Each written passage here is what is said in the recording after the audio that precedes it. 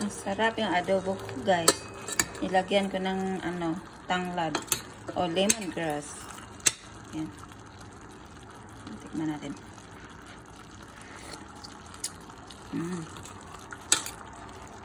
Tama ng timpla.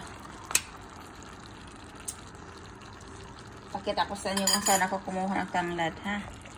Lemongrass. Yan. Okay. Punta tayo doon sa lemongrass ko. Ayan na, dyan ako kumuha yung dahon. Tinanggalan ko na kasi nga nilagay ko sa labas. Ayan na, balik naman sila sa hangin. Kaya tinanggalan ko na lang. Eh, ito pala yung kalabasa ko. Yung kalabasa ko, binili ko sa supermarket. Akala ko kasi, pa yun, hindi mabuhay yung buto. Pero tinatry ko pa rin. Tinanggal ko yung buto sa kalabasa. Tapos binilad ko. Binilad ko sa init. Tapos, ngayon, kasi naman siya, dry naman, sobrang ng dry. Ngayon, kasi patapos na ang winter.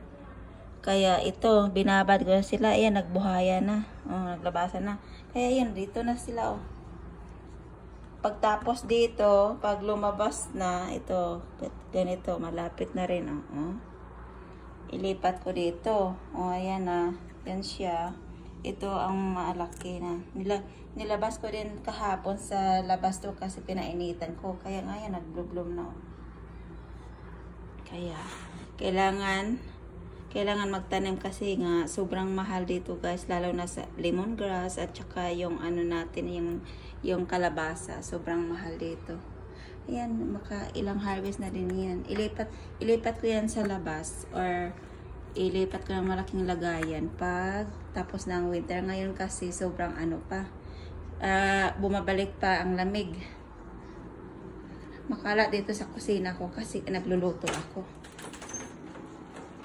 At sobrang basic ko yung niluto ko na umaapaw. Kaya ito, ang dumi, Ayan. Kasi nga, pang dalawang putahe na ito niluto ko.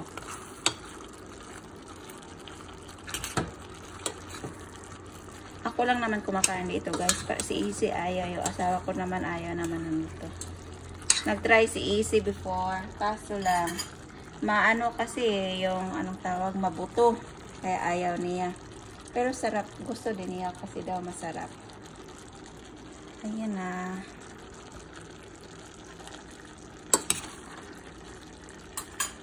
Ayan, isirado muna natin. Ayan, ipashare ko kayo dito sa namin. Dito sa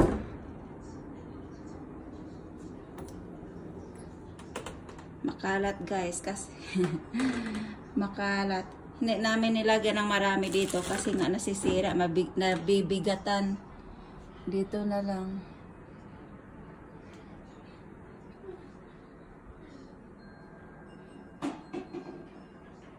Ayan.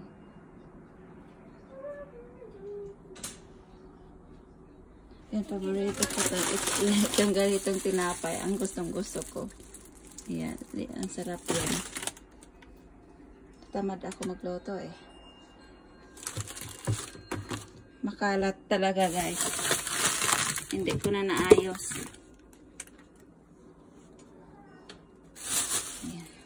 Hanggang doon. Yung bigas ko, nilapag ko na yung bigas, guys. Sabi kasi ng asawa ko, hindi kayanin itong mga ito hindi kayanin pag sobrang bigat, baka daw bibigay. Kaya nilapag ko na lang dyan. Hindi ko pa naayos, ayusin ko na lang yan pag may oras na. Bisi-bisihan pa. Sige na, ito is marami na. Luto na yan. Tanggalin na lang yan. Bye!